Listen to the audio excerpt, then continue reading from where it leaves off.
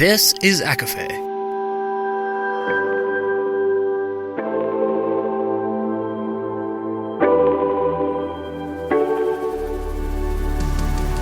Laura Marie and Jessica Marie proudly present A Court of Fandoms and Exploration, a podcast.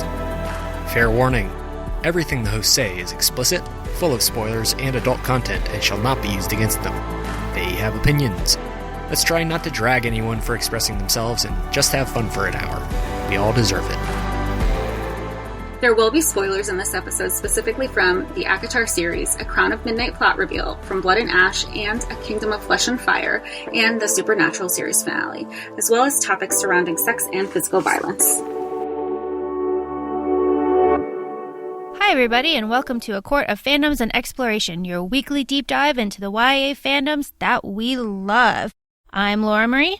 And I'm Jessica Marie. And today is the big recap. We are recapping the ACOTAR series thus far, and we will be discussing all the things that we promised we'd discuss in previous episodes that we did not get to, because we are ladies of our word. I feel like it could be the Bridgerton talking, but hearing ladies of our word feels very, we are men of honor. Would you like some tea, Daphne? Oh my God. Simon's so hot. You know, I was thinking about this earlier in the shower because I have shower thoughts. Would I choose the prince to be a princess, or would I choose the duke because he's so hot? I feel like historically you usually lean towards more power. I know, because I think part of it was because I'm already in Germany, so why not be a German princess? And then just have, like, affairs, because, I mean, that's what royalty does. But, I mean, the Duke is so hot. He is a gorgeous man. We're digressing. Sorry. Yes, to get back into everything, before we got started on our episode, we really wanted to get into the ACOTAR recap of everything. And I ran downstairs because I got an alert from the post office saying a package has been delivered, and my City of Starlight jersey came from Blissfully Bookish, and I'm obsessed. When we had done the pre-order back on Black Friday, I just thought it was a plain black jersey, whatever. Not whatever. I was really excited for it, and I opened it, and it's all sparkly and glittery, and the only regret I have is like, I should have gotten two, because obviously this is going to get overworn, and I'm going to want it forever now. I also have ordered it and pre-ordered it, but it is delayed by the post office, but it's going to my mom in Phoenix, so I'm excited to pick that up when I go visit her. I think it's important to note that Jessica and I are balls deep in Queen of Shadows for the next episode that we'll be recording, so we really needed to get into this headspace. So I am wearing a Night Court sweatshirt from Bookish Stuff that Jessica got me for Christmas, and I am very appreciative, and it is gorgeous and fleece lined and just purple and perfect. So shout out to all of those. I feel like all we do now, we just like have a list. It's just like a running list. Like, this is what I want. Did you buy it for yourself yet? No, I'm going to buy it for you now because I'm bored. And that's what quarantine does, which is also very dangerous to just say, I'm bored and I want to spend money, but I don't want to get anything for myself. So who can I buy for? Well, that's our love language, and there is nothing wrong with that. There's nothing wrong with that. So I think that's a good segue into, speaking of love languages, since we're doing an ACOTAR recap, what do we think Tamlin's love language is? Starting off with Book 1, A Court of Thorns and Roses. Control. Yeah. Control. Although I think we were going to discuss it later in the episode. I don't think this is a love language, but I really want to see fan art of Nesta just dom sub relationship. Like, she would dom the hell out of Tamlin, and Tamlin would like it. Like, he wouldn't realize he liked it till she did it to him. This is a window into discussions that Jess and I have outside of the podcast. We really went there. We do want to see Tamlin with a ball gag and completely just... I need to see her in a pair of black leather pleasers, like the ones that you see Gaga wears that she performs in. I'm obsessed with that, but I have this visual of Nesta wearing them and foot to neck on Tamlin, and Tamlin is all about it. I'm also all about it. I want to see that happen. Please, someone, please make that just fan art so that I can hang that up. And that is really interesting if you're going into Silver Flames theories. I have seen a lot of TikToks, actually, that said that Nesta would be a good, not necessarily a mate, but a good partner for Tamlin. Oh. Because of that control kink, I guess I could call it, that he has. I think he's just a little bitch and he needs somebody to shape him up. He's so frustrating. And I mean, we've had 3 episodes by this point talking between ACOWAR, ACOMAF, and ACOTAR specific about our dislike, to say lightly, for Tamlin. And the problem is he couldn't handle a strong woman. He needs a strong woman, but he could not handle a strong woman. No, he really couldn't. And that's a shame because we kind of want to see that. But also, I think it's pretty clear that Nesta belongs with Cassian, and that's just that on that. And we all have to wait for that to kind of play out. And I mean, this episode is dropping on February 15th. So really, we see tomorrow, if you're listening today, what's going to happen with Silver Flames. Apologies in advance for work. I'm just going to have my email open. I don't know. I think it's very stressful. This is obviously Jessica's first live release that she's going to be dealing with when it comes to Silver Flames. So it will be interesting to have you read a book live with everybody else and to see the slow rollout of the fan art and the reactions. And, you know, part of me is nervous. No, a big part of me is nervous. And I'm nervous because I hope people are happy with it because of the attacks that Sarah got and the publisher got after the book cover release. Like, I really don't want her to go through that again because she is just like a person. But I'm also nervous because, like, fuck, what is going to happen? I need to know. I need to know badly. I think it goes back to some of our theories also, or theories that we've been seeing other people share of there hasn't been any deaths. Everybody keeps coming back to life. Where's the direction of the story going? We know that Feyre and Rhysand are not at the forefront of the story anymore. The plot is shifting. We do know that there's going to be additional books because we have all these additional chapters. You know that there's going to be an As book. You know that there's unofficially going to also be a more centric book. So seeing that direction will be really interesting because this is part 2 of that. You know, it reminds me of Throne of Glass, where we had Throne of Glass, Crown of Midnight, Assassin's Blade. And then that kind of wrapped, you know, and then partway through Heir of Fire, it wrapped up part 1 in a way of Celaena's story and transitioning into Aelin. So it's just becoming more familiar. Now that I'm in Queen of Shadows, where is that going to go? What does that mean for ACOTAR? I had a discussion with my father-in-law, who is an author, the other week, and he was asking me about the publisher, Bloomsbury, and he was asking me about the books in general, which is like super awkward, but it was more about the marketing of it because we know Sarah has told us that this book is very sexy, it's very steamy, and it is an adult novel compared to everything else, which is marketed as young adult. So that's why all the covers are new. They've slapped them all on so that they can all go into the, you know, adult fantasy section. Which I think I told you when we posted on our Instagram. I was at Barnes & Noble and everything was in YA. And then I went back a couple weeks later because I had to do a return or something. And I always just swing by YA. And the ACOTAR wasn't in YA, or they were cross-merchandising it with YA, but it was also the shelf right above Game of Thrones. So the fact that they're cross-merchandising it and that shift, but her audience is also shifting too, because as people are getting older, the things that you are learning about and reading about, and that's shifting also. And my father-in-law was saying, like, do you consider them the same series then?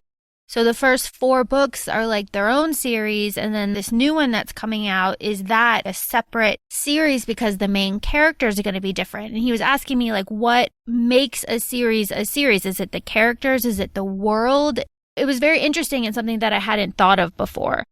My answer to him was, no, I think it's still the same series. It's just like the Harry Potter books, they get darker and more violent the more that you go because the characters are getting older. Also, the readers are getting older, but the characters are getting older. They're like deep in plot. They're doing more shit. So that was my answer, but it was something that I hadn't considered that I thought I would share with everybody here. But you could also similarly, like in television shows and series, you think of and I just think of Grey's Anatomy because that's the first thing that comes to my head. It's been around for 17 years. There's obviously, you still have Meredith Grey, but all the other main characters have kind of rotated in and out at this point. 17 years, that's bound to happen. But the characters you're familiar with, I don't consider it a different series because they've rolled in new regulars. Same thing with any series that has been around for a time. When new people are introduced or there's more focus on a character one season than another, I don't not equate it to, oh, well, this is a different show entirely. Mm-hmm. Yeah, it was just an interesting point that I thought I'd bring up. I think we can talk about Nesta. And I know that you and I have been looking a lot at the TikToks of Caven. But I don't know. We'll ask her if she wants to be a guest too, because I love her. I love, what did we say? We love adult women on TikTok. We love adult women who read YA on TikTok. Yeah. We love her. And her account, if you're not familiar, is a lot of Nesta hate, or I guess Nesta criticism. And then Nesta criticism is more appropriately titled, because just because you don't like something, that doesn't automatically mean like there should be like this whole cancel culture of, oh, we need to cancel this account because she doesn't like Nesta. Because I'm sure that stuff happens out there too. But yeah, it's just like with constructive criticism, just because you have that feedback, that doesn't mean it's a bad thing. That's true. Although I am famously terrible at taking constructive criticism. Oh, I thrive off of it. I get a performance review and I was like, that's great. You're telling me I'm great, but like, what did I do wrong? How can I get better? I told that to my optometrist. I go, how can I do better? Well, I say that in the moment. I'm like, oh, this is so good. Please tell me how I can get better. And then I go home and just analyze. And all I think about is, oh, they said I need to get better. Why am I not better? But that's my own personal problem. No. Nesta's personal problem is everything life. She's a mean, crotchety bitch. And it doesn't get better. And I really like the perspective, especially from Coven. I'm sorry, we'll get it. That she is saying we can't excuse her behavior. Because, she's probably maybe mentally ill, scarred from what happened, but even growing up, she was mean. She's mean to everybody. And also saying that, Feyre is an unreliable narrator, but other people say that Nesta's mean and that she's grouchy and that she's a bitch. So it doesn't just come from Feyre, it comes from other members of the inner circle. So even if Feyre was an unreliable narrator, I'm not saying she is or she isn't, that outside perspective is kind of there to just prove that she's awful. But didn't you say in the reread that even before she turned Fae, there's a lot of similarities of how Nesta is like their mom, and their mom wasn't nice. If you look back on those scenes, she wasn't very maternal. She was very focused on their role in society, the perception that society had on them and their family, not necessarily the maternal relationship that she would typically have. And there was always a similarity between Nesta and their mom. So I understand where people are coming from, where they say, give Nesta a break. She's gone through a lot of trauma. Yeah, she's gone through a lot of trauma now. What was the excuse before when she was 10 years old and a bitch? And I know even then they say when Nesta got older, they were just trying to test out her. She was just trying to basically let her family die to see if her dad would do anything about it. She wasn't even chopping the wood. Like the simplest thing, but she was sure as hell happy enough to take somebody else's money. Just like when she turned Fae, she's happy to be putting everything on somebody else's tab. I'll only have Christmas with you if you pay my rent. What are you doing? What are you contributing to life? Maybe, maybe she is paired well with Tamlin. That exchange that you just reminded me of, having the holiday, if you pay my rent. Sarah makes a point in the book to make sure that we know that the money is handed over. Nesta leaves the house with the rent money. Mm-hmm. And I think that's an interesting little detail that didn't have to be there. But yes, she did bribe her. Also, she was already paying the rent. So I didn't understand where she's like, oh, I'll keep paying your rent. She was already paying the rent. Well, she said the rent is due. So it's probably a handoff, Uh-huh. They don't have electronic bank accounts just to make a direct deposit to your landlord and shit. You probably got to walk over there with a bag of gold or whatever, right? I know we all know that Valaris is Zermatt in Switzerland, but visually I'm also imagining downtown Garmisch, where the bank is, right by the gym. Just like that little area. That's how I imagine the bank. But there's, like you said, no electronic exchange. It's just like money dumping or coin dumping. I don't know. Coin dumping. Can you imagine? We did not talk in length about Chapter 55, and that's something that I know we've gotten in the comments being like, please talk about Chapter 55. And we kind of glossed over it because we focused on the importance of Chapter 54. So here's my point. With the ACOBAF blankets shipping that show them all covered in paint about to bone. So we should talk about Chapter 55. It is important. I mean, obviously, like, it's very pivotal for a lot of people, that's the shift, and that is when it clicks. Like, that's when the mating bond clicks collectively. There's an acceptance there. Yeah. And I mean, all the soup memes, all of the... Why does it have to be Campbell's? Like, there's so many other better soups. There's so many, like, Progresso or some shit. I don't know. Or what is that one soup? It's like Hearty soup. Health and Hearty? Oh no, I'm thinking of the restaurant. No, it used to be like football people. Oh yeah, it was like the manly soup, like the manly soup. Yeah, chunky. Yeah, it's the chunky. Couldn't it be that? Gotta be Campbell's. Why you gotta make it weird every time I open soup? You know, with the Campbell's kids on. God, I just want to eat my chicken and stars and not think about like fucking. Not even just. What do they call it? Like a frenzy to have children? Like, I don't need to think about that every time I'm sick. The mating bond frenzy. But it's not like a children frenzy. It's literally just their hormones are going.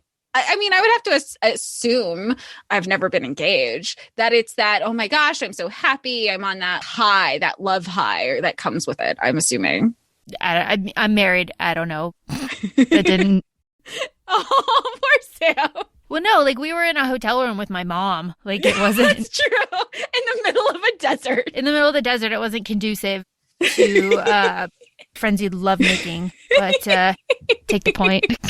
Oh, speaking of Sam, very funny aside. He said, oh, you're going into your podcast hole where I record. And I was like, don't call it that. Especially not today. Like, we're drinking. We're talking about... things. Don't call it my podcast hole. Your podcast orifice. No, that's not. No.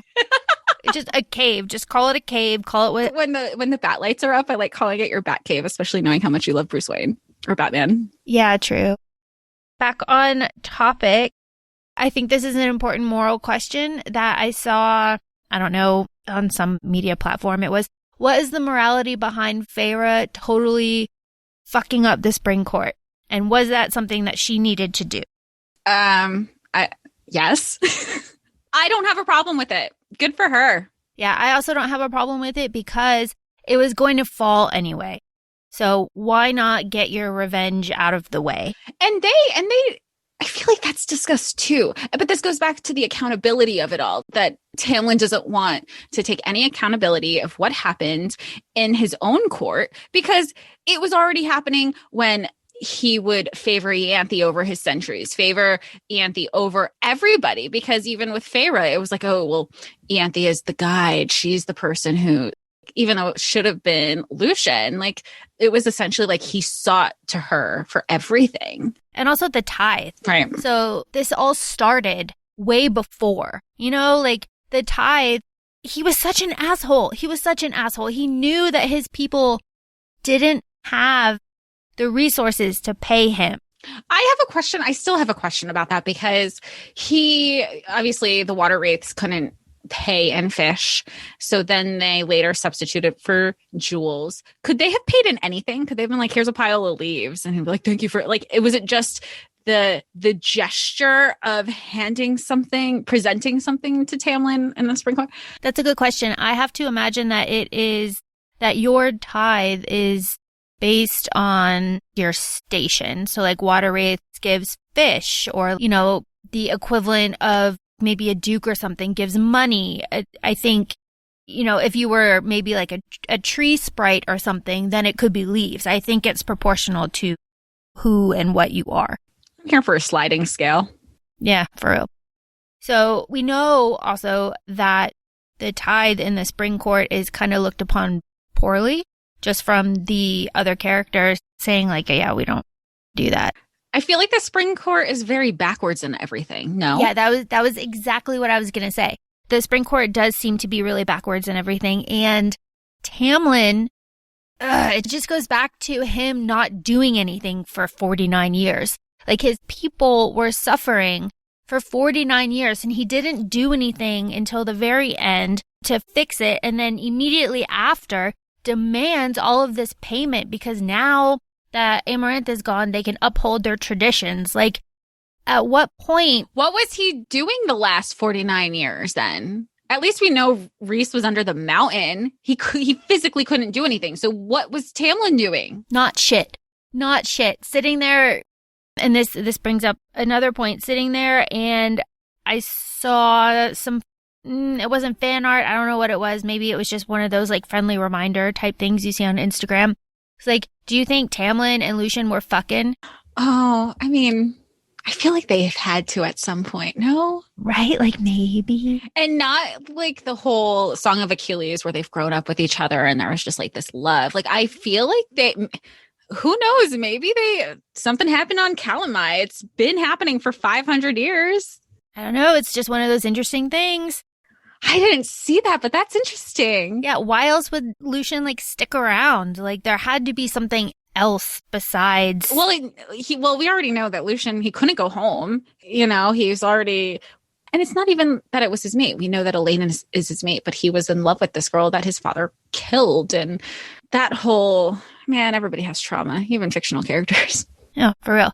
But also, like, Lucien he went to the day court. Like, he went to all these other places. Like, there were a lot of options. There were options. Yeah, there were options. That's all I'm saying. It was just one of those interesting things. Yeah, it's something to think about that maybe, you know. Are these like different canon things? I'm sure there has to be. I mean, at this point, I've learned from discussions, you know how Apple's thing when they first came out was like, there's an app for that. There's a fanfic for that. I'm sure that there was a Tamlin, Lucien, whatever their fandom name is, fanfic out there. There is a rule about that when it comes to porn. And the rule with porn is if you can think it, there's porn of it. So, I mean, probably. That's a really good segue, though, into our next section. I'm looking at my notes. And that section is about fanfic. We've said we're going to talk about it a lot in other episodes, and we just haven't gotten to it. But we have it now. If you can't tell by now, we go off on tangents a lot, which also is one of the reasons why this podcast is so fun, because then you just kind of spiral with your own theories and discussions. And I don't know, it's nice to have somebody to hear and share these stories with, but who knows? Who cares if they're listening to us? But we like you guys. We love the feedback. Always the feedback. Nice, positive feedback. Positive feedback. Gently. I'm vulnerable. So we have a whole chunk in our notes about the fanfic. And then again, this all came to me in the shower thoughts. I love your shower thoughts. When Jessica first started reading ACOTAR, she would read chapter summaries. Yeah, there was a blog. I don't even remember the blog. There was a blog out there that recapped chapters. So, and again, part of the reason was because this was my first fantasy reading. I wanted to make sure I wasn't missing out on anything. So I would read a certain amount of chapters and then I would go back to the recap to just like refresh because I just wanted to be on top of everything. And then it got to a point where it was just negative feedback after negative feedback. There was nothing, and I feel like it took away from the book. And I understand that everybody's entitled to their opinions, even if they're wrong. But it just took away from the experience. So at some point I said, I'm not reading the blog anymore. It's taking away.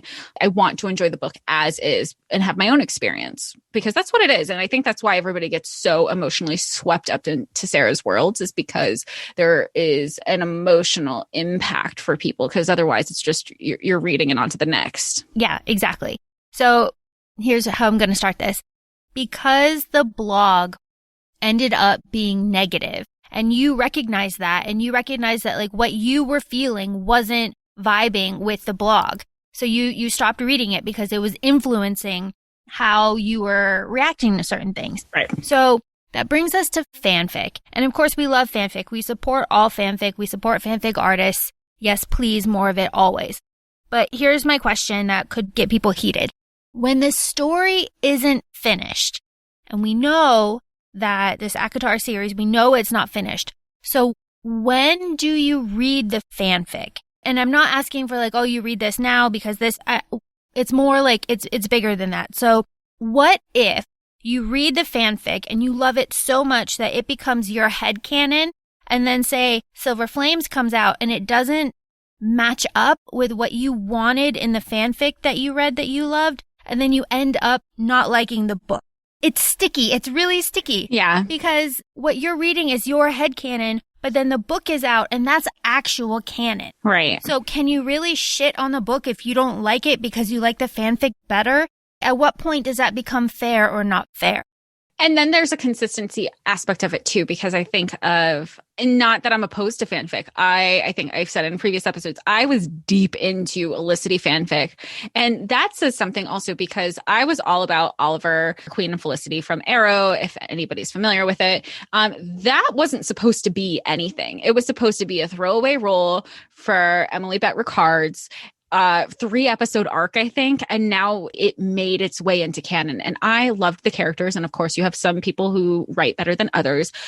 I was able to differentiate between this would totally happen on the show, this would not, this, but I never took it as this is, I knew I was like, this is an OTP, this is endgame, like this needs to be endgame. But it's interesting that the writers, there were fanfics that I would read, and then like a season or two later, I saw that the writers were like, are you lacking that much creativity that you can't even credit the people who originally established these roles? And that can spiral into, it wasn't supposed to be Oliver and Felicity. It was supposed to be Oliver and Laura Lance. And then I also think of Supernatural, and I haven't watched the last 2 seasons because I'm in denial that the whole series is actually over, where Supernatural spoiler from what I know, that Castiel says that he loves Dean. I am aware of this. However, did that line was it fan service, at that point? Or was that always going to be the character arc? I don't know, but this goes into your question, Laura, of like, where's the line? And is it fair to judge the original creator of their concepts and their plots and their characters and their storyline? Is it fair to judge and criticize them because it didn't come out the way you want to? Which also lines into Arabin of like, I can't have her. Nobody can have her. Well, if it doesn't come out my way, I'm going to stomp my foot around. And this, of course, brings us to Game of Thrones, which Jess, I know that Jess has not watched it, but the other day she's like, oh, I really like dragons and wyverns. Like maybe I'll like Game of Thrones now, which I love. And we have another friend that isn't involved in the podcast that will just die from excitement if she does. But my point with Game of Thrones is, we all hate the last season for what it did to Dany. That sucks, right? It sucks. It's over. The TV series is over. But there are a lot of babies that are named Daenerys, Dany, Khaleesi, because they thought that her character was going a certain way and then it didn't. So you picked your character too soon before the end. It's like you never name something after something until it's over so that you have the whole story arc. Literally why I haven't gotten a Crescent City tattoo, because I'm like, I don't know where this is going, but I don't know where this is going. Exactly. But on the flip side of that, when we're talking about books versus anything else, Game of Thrones, the books are not finished. They're not even close to being finished. Gurm has not has not put out any books since book 5, and my God, that's so far away in what happened in the series. So going back to your point with the writers, will Gurm course correct when he saw the outpouring of hate that the last season got? Because you have to think he has some input in the show, but since everyone hated it so much, is he going to go back and fix it? But then is that actually, or does he get inspiration to be like, okay, that's because I know the rumor, I don't follow it that much, is that he says he has writer's block. And I don't deny writer's block. I don't write. I don't know. I even when they're like, oh, open-ended questions, no, give me a prompt. I need something, right? Is it to say maybe that stimulates, okay, I see the feedback. I definitely know that that's not what's going to happen with that character. let me pivot. And I guess that same could be said about a lot of things, because isn't that what happened with the more recent Star Wars movies, where like things were really good and then things weren't good? And then there was a shift where people said, well, then if it shifted the way it did for the most recent one that came out in 2019, then that second movie became obsolete. There's a lot of feedback there. Well, and also there's a lot of gatekeeping too. Is the course correcting happening through these spin-offs on Disney Plus, where you have the Mandalorian and then you have the, Rogue Squad? They announced a shit ton at Investor Day. It's hard to keep up, but are they trying to course correct to be like, you know what, the Star Wars cinematic universe wasn't exactly getting that positive feedback, so let's try to change the course into something more relevant to make people excited again? I think they have to do that. This goes both ways. So my husband and I were watching Harley Quinn, and there's an episode where it starts off with two guys sitting in a basement being like, I don't want to watch Harley Quinn. It's just all about women. And one of them is wearing a t-shirt that says release the Snyder Cut, which we know is Snyder's version of Justice League. Right. And that's different from the one that, Joss put out. And there's that whole drama. And then there's another guy sitting next to him that says The Last Jedi isn't canon. And that it's just perfect, because that's exactly what we're talking about. And when we're talking about gatekeeping, it is a lot of, not to be like a bitch, but it is a lot of like older generation male fans that are just shitting on everything new that's coming out. So, I mean, that can go both ways. But I think we're getting off track. If we circle it back to fan fiction, I have 3 examples of fan fiction that we want to shout out. The first is a really, really popular one that's Reese's Point of View in ACOMAF, and that's by Illyrian Tremors. A lot of people have read it. A lot of people love it. Oh, you said that that's like a good one. Somebody had recommended it on TikTok, and I have been saying, the only way I'd want to revisit Tamlin is if Sarah did the same thing that Stephanie Myers did and rewrote the first 3 ACOTAR in a Reese point of view. I mean, whore for that shit. Yeah. I would be all up in it. This one in specific, the Illyrian Tremors one with Reese's Point of View, I think that one is more of a fanfic that you can read no matter what, because we do know some of Reese's perspective, because he gives it to us in chapter 54 in ACOMAF. So we have a little bit of that. So I feel like that is less influential on the rest of the story. So like enjoy that. There's another one by YA Fan 92 that is the As 18 plus very steamy fic. Now I bring this one up because we know that there's going to be As chapters in some of the special editions of Silver Flames. Now, does that set up As getting his own book? We can only hope. Well, and also it's not far-fetched about thinking of a steamy As scenario, especially... Yeah, Sarah gave us that. So it's not far off. Although there's an Instagram account, ACOTAR Asriel, I think it is. We could post it in it. They've been so wonderful. They're always interacting with us on our Instagram page. They're regularly posting mini fanfic posts in their Instagram, and they range from like, okay, like here's a plot, here's a storyline, here's this continuation for like various posts, to like very steamy 2-swipe post one-offs. And I'm just like, I should not be like, I need to get my Daft Boy fan that you got me.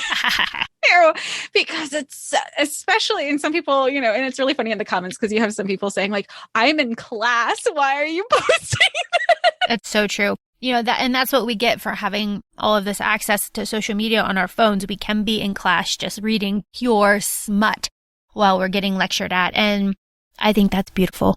I feel like everybody's had to train ourselves, especially in class, to be able to do that multitasking of whether it's class or me, especially in a Zoom-filled world where a lot of us are working remotely also, where I'm paying attention in a meeting, but I'm also reading some like really steamy stuff. And I told you the other day, I was doing one thing, but I was pitching an idea on the other. And I go, hey, here's an idea for this movie that we're working on. I don't know. It's really fun. It is. And being able to read on our phones and read on Kindle really helps take away stigma too, but that's a whole other conversation. The last fanfic, and probably the most famous one that I'm going to touch on, is Mass Trash's fanfic. We love Bethany. She's wonderful. I have to say, I haven't read this yet because of the issues that I said. I don't want this to influence what happens in Silver Flame. Agreed. However, I will read this. And I will. Bethany's fic is Dark and Decay? Yes, A Court of Dark and Decay. That's Bethany's fanfic. It is very popular. She's still updating it, so check that out if you're interested. That is a Nessian fic. It is with her in the camps. It's all of that. So, as I said, I'm not reading it because I don't want it to influence Silver Flames, but I will read it. Bethany, we love you. Thank you for everything. You're a perfect Nesta. I also want to give a shout out to Literary Libra. Literary Libra is fantastic on TikTok, and I went through her reactions to the ACOTAR series today just to get in that headspace because, as I said, we're in the Throne of Glass headspace. And she said something really fantastic that I wanted to share, and you can find this video. She said that she loves ACOTAR in a different way than she loves Throne of Glass. She loves ACOTAR because ACOTAR made her love herself again. And that's exactly how you were pitching the whole thing to me since its infancy, trying to get me into this book. Even each book, you were like, this is about her discovering herself. And then this is the part where she learns her powers. And then it goes into like, well, how are you going to apply what you learn? And you were so passionate about that self-discovery when trying to get me to read these books because I wasn't in that headspace. I was very, I don't want to say weak. I was just in a very different headspace than where I am now. So who knows if I would have been able to see that in that point of view at that time. But that totally makes sense that she was saying it. Mm-hmm. And she says, like Feyre is going through all of this. She's going through her healing. We know that Silver Flames is supposed to be about Nesta going through her healing. So like maybe that'll be something, but Literary Libra really kind of drove home the point. She's like, I read this first, so I healed myself with ACOTAR. I learned to love myself with ACOTAR. I learned to love Rhys and to have that fuzzy feeling of this family that's around me and, overcoming all of these obstacles with this love, because ACOTAR is about love, this love. And love in any capacity. And I think that's really important because I also think, just like with the term relationship, people automatically attach it to romantic and they don't realize you could have professional relationships, you could have platonic relationships, and the depth of those relationships as well. Same thing with love. Like you can love in different capacities. And there is a difference between loving somebody as a friend, as a family, as a sister, as a coworker, as a colleague, as somebody who are romantically involved with. And even then there's different levels of love where you can love somebody romantically, but they might not be your soulmate. Or as we're seeing continuously with Sarah's characters, different parts of your life are, you can have multiple soulmates. Maybe they're not quote unquote your mate the way Sarah has them portrayed in her books, but soulmate in the capacity of that is who you needed at that point in your life. Exactly. As we said, Jessica's reading Throne of Glass, and I think it's helpful starting with ACOTAR. So you start with and connect with Feyre and her journey, and then you, so far, we're all wrapped up in Rhys and Feyre's story, and then going from ACOTAR to Throne of Glass, where you have Selena, and she's so different. But if you read ACOTAR first, then like you're healed, you're ready and able to experience what Selena / Aelin is, because she's a force of nature, and she's so different from Feyre. But instead of saying one is better than the other, I feel like they're good complements to each other, different sides of the coin. And I know people won't think that, but you have to have the soft to have the hard. And people don't like Aelin for a lot of reasons. I know we talked about this in our bonus episode that we had a few weeks ago, and it was a big controversy when I had posted a TikTok. I was like, Aelin is so much more of a badass. And I got schooled, and I was like, you know what? Not in a bad way, just in an educated way, because we're so used to seeing badasses in one form. And we are all badasses in our own way. And we've all gone through different things and different traumas. And I think that was really important for me to be reminded that Aelin is one way, Feyre is the other. They are different people. They have very different personalities. That does not make one greater than another. Everybody's going to have their own protagonist that they're going to lean towards.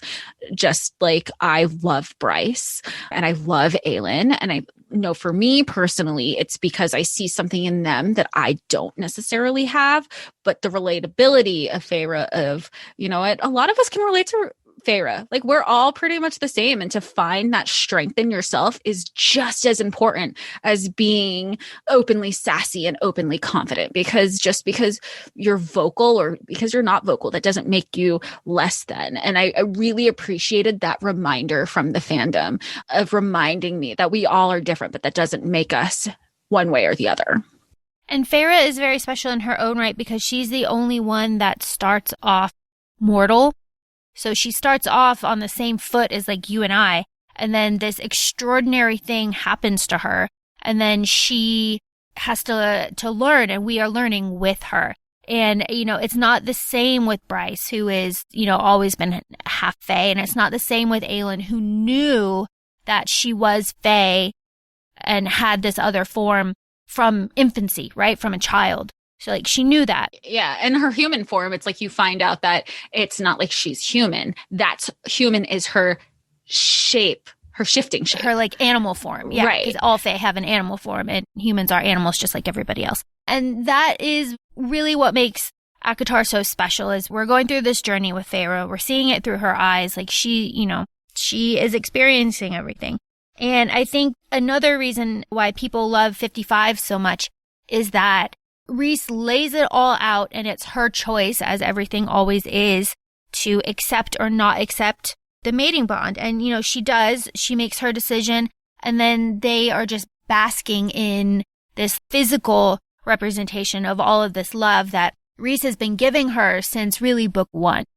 You know, sometimes in high school, and I was totally guilty of it, where you might not have liked a person, and then all of a sudden you find out he or she likes you, and all of a sudden you're like, oh, well, now I like that person. And I think it's important to note that she had already made her decision that she wanted a life with Rhys. It wasn't that he emotionally dumped all this information on her in chapter 54. And then she goes, oh, okay, I like you now. She had already made her decision before knowing this backstory. And I mean, she says, she's like, I had made my decision when I saw you on the doorstep. Let's not forget that wasn't when she made the decision. She made the decision prior to him even showing up. What am I doing? I never saw myself having a future. And Rhys is the first time that I've had this future and not just had this future, wanting a future. She was very lived day to day for a long time, which transferred into her Fae life because she had to. She was constantly in survival mode. She didn't have the privilege to think about the future because she couldn't,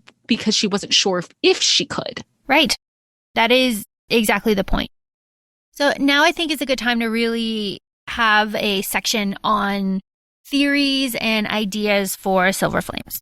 And I think a good way to start that is with the absolutely incredible fan art from ACOFAE, which is... She or he, I don't know who ACOFAE is, served this week because who is the TikTok account JennyBooks96? She had this picture of her with a good filter of Close to Us Right Now, that song that Damon and Elena danced to in the club.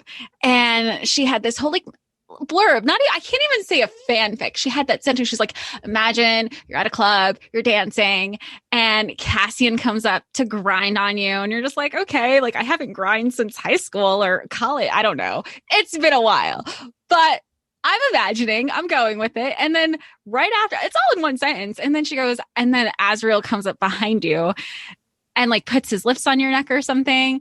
Whatever it was, sent ACOFAE into a creative, beautiful fan art where I'm trying to size it into the wallpaper of my iPhone so I don't have to cut off the wings. I just want this perfect portrait mode of beautiful fan art.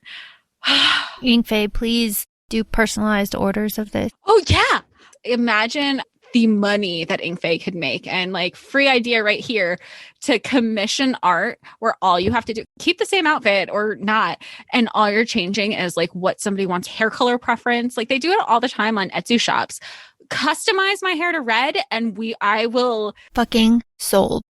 I mean, I'd buy it for that one, or I'd be happy with an As Rhys one. So, and I know with Procreate, it's so easy to just kind of not necessarily copy paste, but you can do the different layers where you can switch things out. I'm not familiar with the program, but I know people who know that is a function. Switch it out, man. Make commission, make money, take mine. Take mine. Because imagining that scenario. I mean, again, we have our 6-hour time difference, and I know I was like at night sending it to you, and you were waking up to that. Set the tone for the day. It was fantastic. I'm still giggly over it. But that also sparked our off podcast conversation of the Bat Boys and the sauna. And even, I mean, as far back as, this is a recap episode. So as far back as Frost and Starlight, where Moore brings Feyre to the cabin, the boys are doing snowball fights. Then they go into the sauna, and Feyre's imagining the boys in the sauna, and Rhys goes, "Oh, is this something that you're interested in?" And she goes, "I thought you males were territorial." And he's like, "I'm interested in learning whatever you're interested in." Like, first of all, the security of Rhys. Oh, yes. We love it. We have to stand it. Oh, I love it so much. And then it makes you think. And I feel like maybe we've had this conversation before. I don't know if it's been recorded or not. To what you said, the security and the sense of self. So often, 3 ways, threesomes, polyamorous relationships in different capacities, especially in porn. It's always 2 females and a male, and it's exclusively for the male satisfaction. So to see that even come across and portrayed in Sarah's, not that I wouldn't expect this from Sarah, because Sarah is super feminist. And sex positive. To see this narrative, I'm totally here for. I think we've had the discussion of, do we think Rhys, Az, and Cassian have ever hooked up amongst each other? Yes, we do. We don't know the exact pairings, but I mean, come on. Definitely Az and Rhys. Definitely Rhys and Cass. I guess they all have I feel like they've all paired at some point, but I don't know if it's been openly all 3 of them amongst each other. I'm picturing it, and it's fantastic. So we know that they grew up together. We know that they were soldiers. We know that things happen in soldiers' camps. And there were no females in their camps when they were growing up. Right. And there's a lot of testosterone. All the hormones are raging. They're all so hot in their own way. Yeah, I think they've all paired off at some point and think maybe all 3 of them together. I don't know. My question would be, I have several. The ones that I'll voice Are here. Are these rhetorical, or do I need to answer them? Because I would love your opinion. So my question would be, which 2 do you think Feyre would choose? And then which 2 do you think Nesta would choose? Nesta is easy. I think Nesta will be Cassian, reluctantly Cassian. She would choose Az first, just so Cassian doesn't have that ego of, oh, well, I was the first name she said. Mm-hmm. And that part of that stems from the excerpts that Sarah has been releasing on her Instagram page. So which are all very Az-centric. Yeah. And that's also very to align with our fanfic conversation of, oh, wow. So like some of these fanfics are very much aligned with how she's perceiving Az is the same way how we've been perceiving Az. So I think it would be and not Rhys, not just because she can't stand to be in the same room with Rhys for 5 minutes, but as shitty as a person Nesta is that we know of right now, I feel like that's where she would draw the line with her sister. We can all hope, right? For Feyre, I think hers would be Rhys and Az, because she sees Cassie, as much as I would like to think, I don't know if I'd like to think, but as much as Cassian is like a brother to her, I think she really is. He might be attractive, but she has that relationship with him where it's more brotherly than he's a friend. Yeah, I totally see it. And I also don't think that Rhys would do that to Feyre. I mean, sleep with Nesta. No. In any situation. Like, he wouldn't do that either. It would have to be. I mean, even if he was somebody who, even if he has been with Az, even if he has been with Cass, I feel like finding his mate, like, yeah, he's secure with himself. Yes, willing to explore different avenues of the bedroom, if that would appease her. But I feel like he's settled. And I'm not saying like monogamy is the only way to go, to quote legendary Britney Spears. Queen and icon. Queen and icon, free Britney. I think Reese is he's at a point where he goes, this is what he wants out of life. Monogamy is for some people, for others, it's not. And I think for him it is. And he has his mate and he'll do whatever it is to make her happy. But if he doesn't have to share, he's not going to. And that's also, like, for me, as somebody who does believe in monogamy, that's just as sexy and hot for me. Like, yes, please, like, let me be the only queen you worship. For real. That being said, I wouldn't mind all three of them worshiping me at the same time. Yeah, I don't think anyone would. They're all so fine. They're all so fine. This ties into From Blood and Ash. We know, Jess, you know that the joining is a thing. You know that it's a thing with three people. And I find it very interesting that Sarah talked about a very steamy, like, three-way scene that she had to take out. And this book comes out in February. And then Jennifer's book, Crown of Gilded Bones. Gilded Bones comes out in April. And there's pretty much guaranteed a three-way scene in that book. And the recommendations on my Audible and my Kindle have had a lot of reverse harems in them. So I'm wondering if this topic is becoming less taboo and more accepted, or if it's just this is the attitude that the readers are wanting and, like, what they want out of books, and the more popular authors are catering to them. I don't know. It's just a very interesting kind of... I think initially when we found out about that, like, I mean, again, the threesome scene that Sarah talks about, I feel like that was very, very headcanon before she even openly admitted that. And then when she said that she had submitted it and then took that chapter out, there was an assumption that it was removed from the first draft of the book because the publisher, Bloomsbury, had asked for it to be removed. Then, you know, as we're stuck at home, more Instagram lives are happening, you find out that Sarah decided to take it out for herself. She's like, oh, this is even a little too much for me. Like, I went there, and to see that JLA did not do that. So who knows if Sarah might release that as its own excerpt, like she has done with other chapters, or she adds it into a different book in the future, because it is, like with anything, the more it's talked about, the more mainstream it is. I mean, it's very openly discussed on TikTok and Instagram, social media wise, not so much Facebook, because I feel like Facebook is where the older generation, like our parents are. You know, it used to be only way back in the day, you had to have a .edu account for Facebook. So you're not necessarily going to talk about threesomes and reverse harems when your parents and grandparents are sharing pictures of, like, oh, my daughter came home for this weekend. Yeah, they don't need that. We don't need that. We don't need that. But I also think having, you know, to take away the stigma is like how we're doing now, is we're able to have an open conversation that isn't necessarily smutty, but an actual intellectual, you know, curiosity of, like, what does this mean for the future? What does this mean? And I feel like, I know you've discussed it about Shadowhunter series, where there is a polyamorous relationship, and even just it being portrayed and being openly discussed and taking away the stigma and, like, taking ownership of it, because why shouldn't we? Why shouldn't we be sex positive?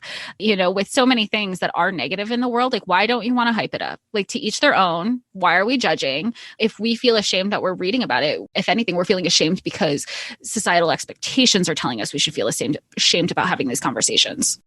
And I know Cassie Clare gets a lot of hate, and reasonably so, for the first Shadowhunter books, but the later ones, specifically the relationship that's portrayed between the three characters, and, you know, if you read those books, you know what I'm talking about, is very, very loving.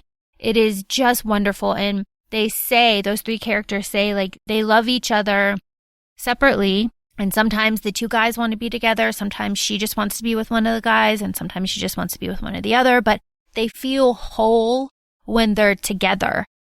And it's really lovely. And I think it's something that isn't talked about enough. And Cassie Clare did a really good job with that. And the female in that comes from a very conservative, like, religious household. And she said that this is what I want. And her mother says something really fantastic. She goes, well, it doesn't surprise me that it takes two men to please you. It's really great. You know, and I wonder if having that narrative switches the and I have to assume, because I haven't read Shadowhunters, I haven't read anything by Cassie Clare yet. Having that conversation and that switch of narrative has completely opened up people and having these conversations and being more accepting of what might work for others might not work for yourself, but also take away the whole male-driven, male pleasure, male satisfaction that is portrayed in pornography, even with at its foundation, just like double penetration. Like, it has nothing to do with the woman. They try to act like that's the case. Well, and they never show her face because it's always like grimacing because it's, especially in porn, it's like, But as you're saying, like in a loving kind of worshiping situation, I think it's really different. And I think with Nesta, it would be solely about her. I mean, same. Well, yeah. I'm a jealous bitch if you give me a reason to be jealous. I also have like a lot of insecurities. It would be like that Gossip Girl episode where it was Dan, Hilary Duff, and Vanessa, and they try to make it like it's a sexy scene, and the scene is Hilary just winds up having to watch Vanessa and Dan hook up the whole time. In book 2 From Blood and Ash, there is a kind of setup for the joining, and it's awkward as hell. I'm interested to, because we're obviously going to have a From Blood and Ash episode and Flesh and Fire episode and Crown of Guilt and Bones. I'm interested to see how it's written. Usually it's such a visual experience when you're used to seeing something portrayed like this. So to see how it's written, I've never read a reverse harem. I've never read a threesome scene. I don't think so. No, I think I would have remembered that.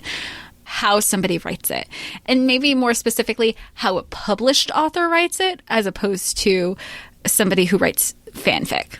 Not to discredit fanfic. Fanfic doesn't have a formal publishing house. It's so awkward. In Flesh and Fire, it's so awkward. In my head, it's very like right hand red, left foot blue. Well, I have to say, and this, I mean, you're not wrong. It's intention. I feel personally, this is my opinion, that it is written to be awkward. Because it is awkward, or because that's the intent? I think because all of the people involved haven't realized how they feel, right? So they're put in this situation and they have to do this thing. It's a thing. I mean, it's not. We're specifically talking about JLA right now, right? Yeah. We're specifically talking about JLA. But the thing that's happening isn't inherently sexual. It just kind of ends that way. And one of the no, I'm not elaborating. I'm not answering your questions. And one of the participants just leaves. Like it just leaves. It like doesn't talk to anybody, just was like bye, and then just walks out. And then the other two characters have a very sexual encounter. And it's just really funny.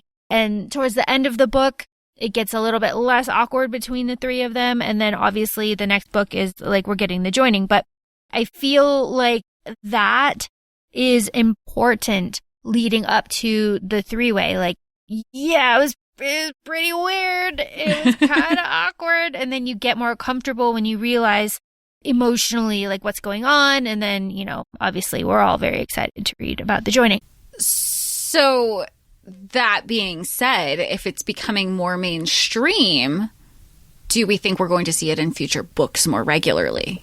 I hope so. I will say not in YA. Obviously, YA has restrictions.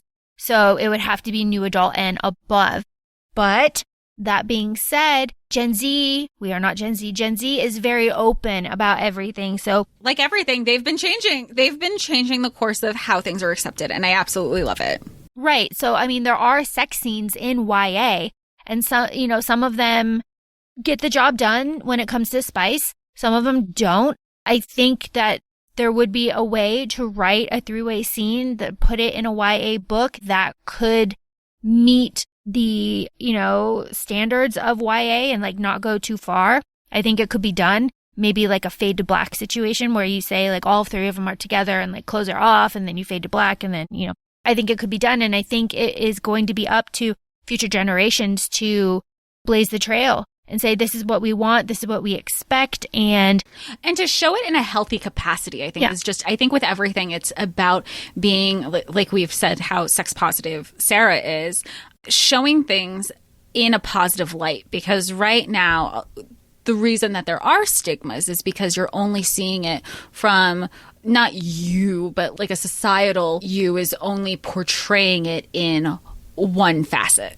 Absolutely. And we know just from, sociology and things that our media and our printed word reflects the times and the needs and wants of, what's happening currently. So if Gen Z demands it, it will happen. You can see that in the number of books about non-binary characters and like gay characters, and all of that is now much more prevalent than it was when we were growing up. Well, that's why, I mean, even from a visual media standpoint, you have Will and Grace came out before it was openly accepted to have a lead male gay character on TV, and not just like on TV, in a primetime spot on a cable network, to the demand that now you flash forward 20 years later and there was a complete reboot and need and want for that character because it became so mainstream. Like, the demand is there, to what you said. If the demand is there, the content will be there.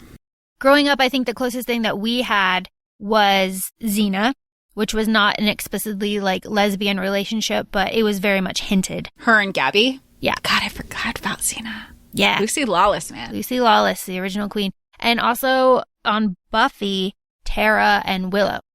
And Dawson's Creek, that was the first kiss on... Oh, with Kerr Smith. Yeah, he was the first. So those are, we said now, 4 examples, and that's just from our childhood. But now... And even then, it was a huge thing. It was a huge deal. It was a huge deal. And he was in high school. Yeah. And that's also a different conversation to have. And I'm definitely not the person to have it because I'm not as well aware or have gone through these experiences. But to have that conversation that people, like older generations, still try to be like, well, how do you know your sexuality when you're X age or whatever? Nobody questions it if somebody is openly saying their sexuality when it's of the opposite gender. So that's a whole different conversation to have. And the fact that, even at high school, people are like, oh, or middle school, you know who you're attracted to.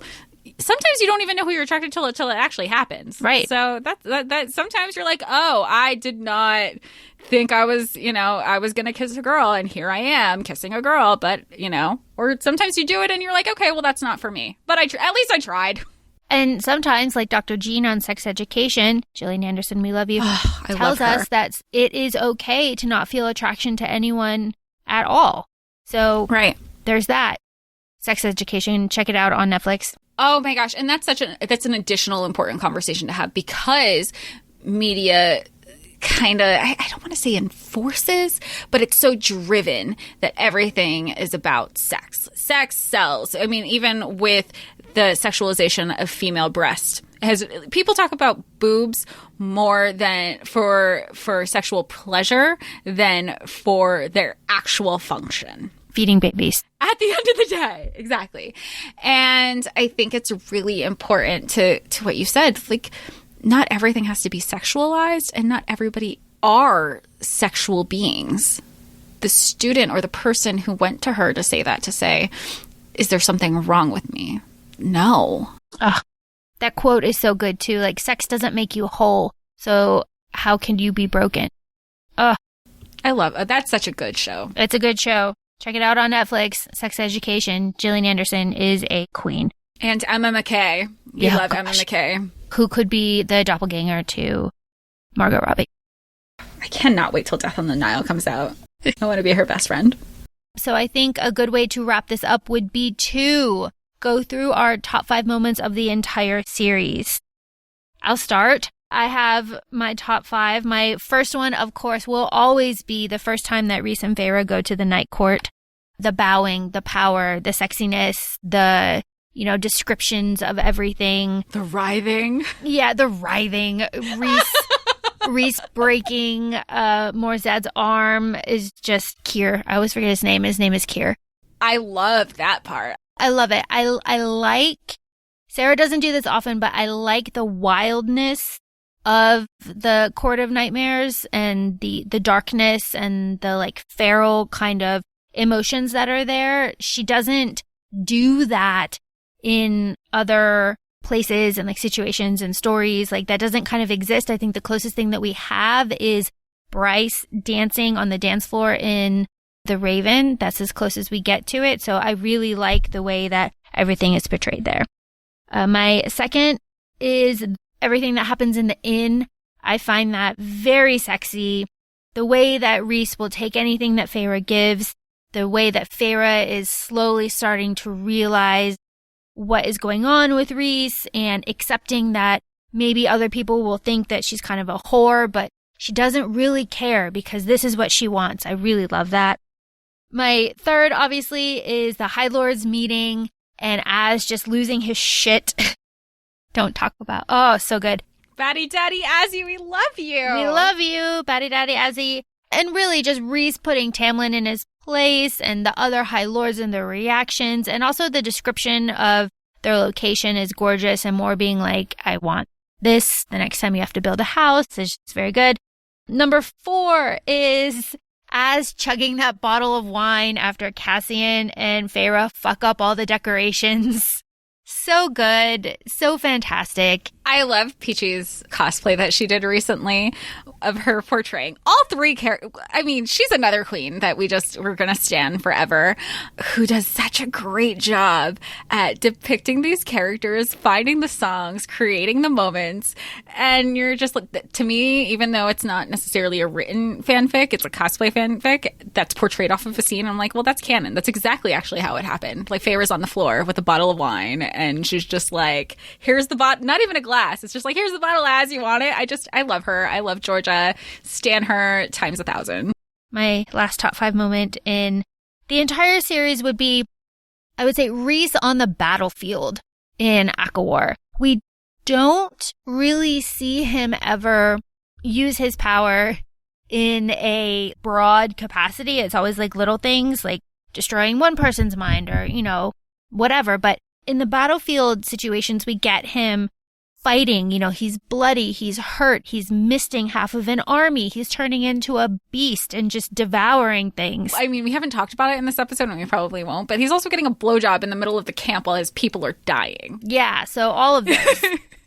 Yeah, it's very inappropriate.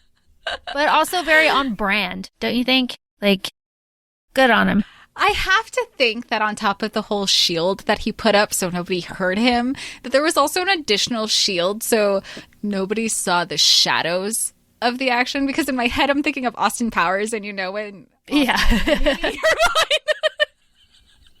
It's good. But also another part of me is like, nah, he totally didn't do that. Let everybody fucking see. Like, everybody saw, but nobody heard. Yeah, like, that's on brand for Rhys. Mm-hmm. Like, he's like, nobody's going to hear this, but they could totally, like, see. They can totally see the slobbing on the knob. That's fine. We're about it. We're about it. Those are my top 5 moments in the entire series. Jess, what you got? Oh, well, I'll say the first one, and the other ones can go in any order, I guess. The first one will always be chapter 54 to me. One, I love the communication. I don't think you see a lot of communication, especially, in my past relationships. The fact that the communication was there in chapter 54, leading up to it, to just kind of word vomit everything that he was feeling, seeing from start to finish. I thought that was important. I think it was essential to the growth in their relationship that let them propel further to have that deeper connection. So chapter 54 for life. For me, obviously it goes into chapter 55. I consider that one chapter at this point, like 54A and 54B.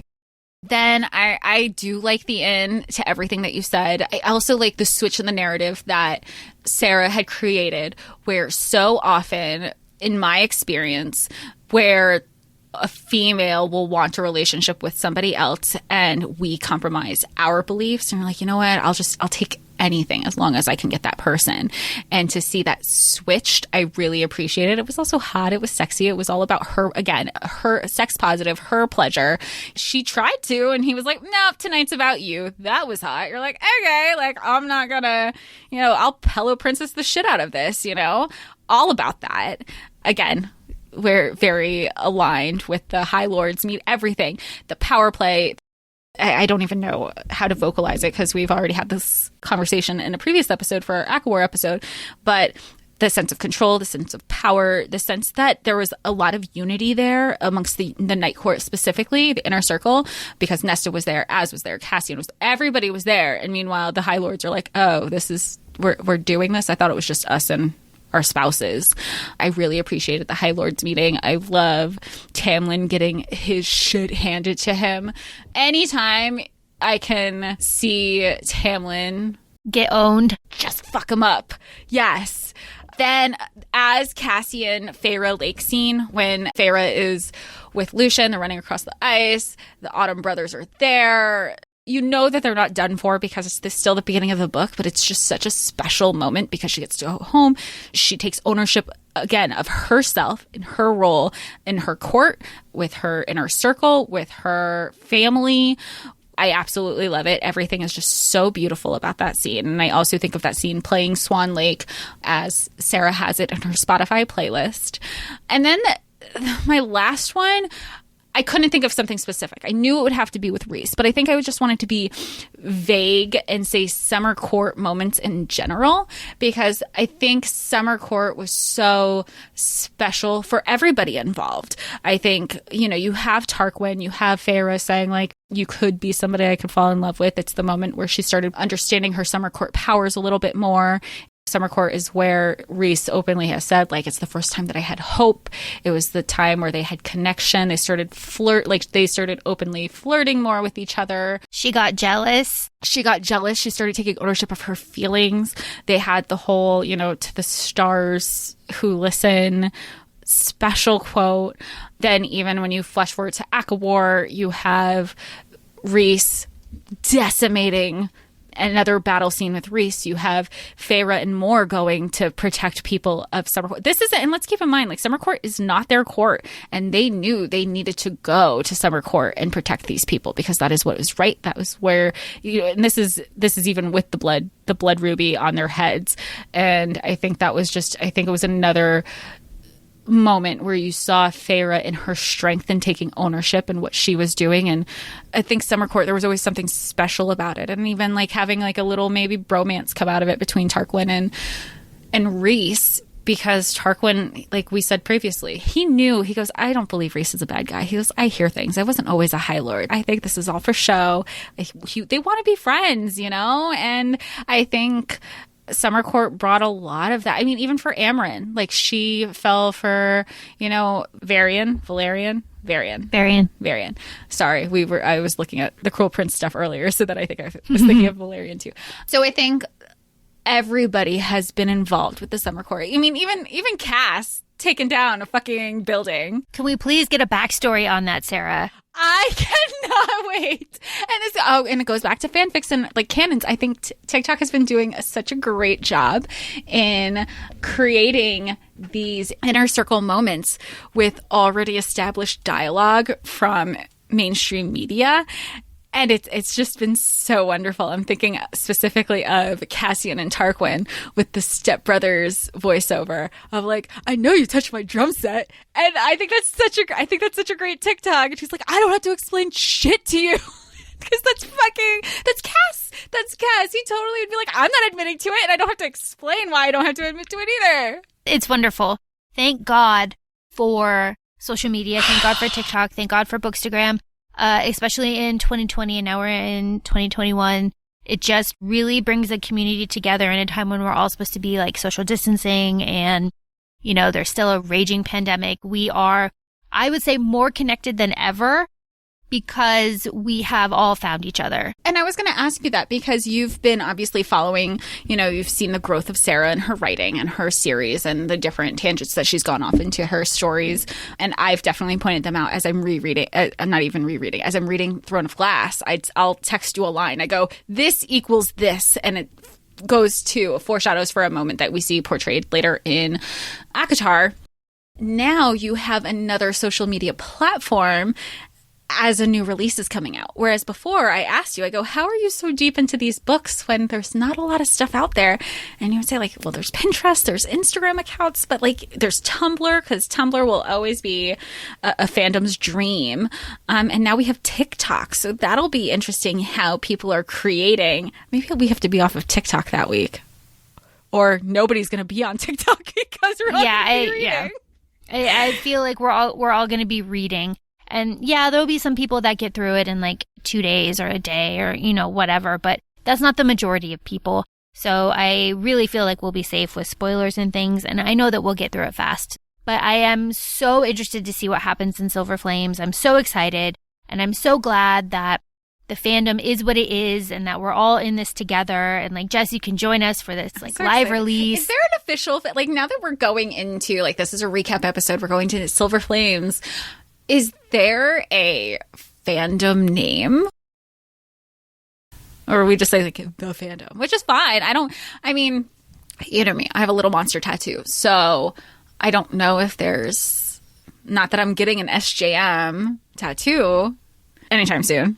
I think we're all just we're only fans. No, we're mass trash, I think is kind of what it is. Like we're all there, for all of it, because we've all read all of it. Except Catwoman. It's not, yeah. So we're all just mass trash. And that's wonderful. It's very inclusive. But shout out in the comments if there is like an official ACOTAR like name or a Throne of Glass name for those fandoms. I would be very interested to see what it was, because I don't know it. I know that at the beginning of this episode, Laura introduces saying like, oh, we're going to talk about things that we said we probably missed some of those. The alcohol was involved. But if there's something that we didn't discuss about that you want to see us, please comment on our Instagram page, ACOFAE Podcast, ACOFAE. We love interacting with everybody. It's been super helpful to have that direction in our conversations.